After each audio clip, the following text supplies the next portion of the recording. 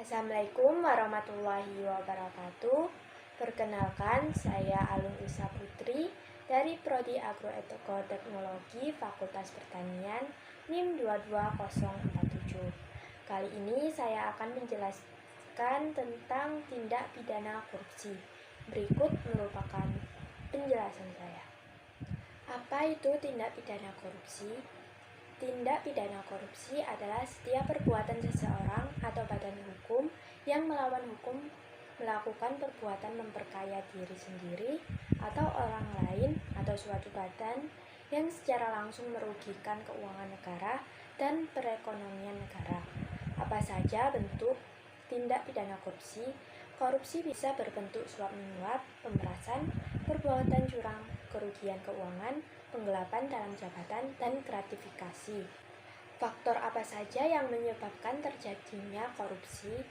Ada faktor internal, seperti ketamakan pelaku, kelemahan moral pelaku, dan gaya hidup konsumtif. Faktor sosial, seperti dorongan lingkungan sekitar, dari keluarga atau kerabat. Faktor eksternal, di mana kesadaran masyarakat akan korupsi belum tepat dan kurangnya kesadaran masyarakat untuk memberantas korupsi, serta faktor organisasi atau kurang adanya keteladanan pimpinan dan kultur organisasi kurang benar. Bagaimana cara memberantas korupsi? Ada dua strategi untuk memberantas korupsi, yaitu strategi preventif dan strategi represif.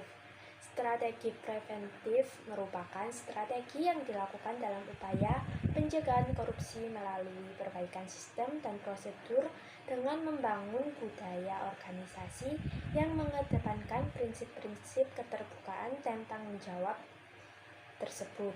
Sedangkan strategi represif merupakan memerangi korupsi melalui deteksi, investigasi, dan penegakan hukum dengan memberikan sanksi terhadap para pelaku korupsi. Apakah tindak pidana korupsi di Indonesia sudah teratasi dengan baik? Menurut pendapat saya, belum. Karena masih banyak berita tentang pejabat atau petinggi lainnya yang terungkap melakukan korupsi.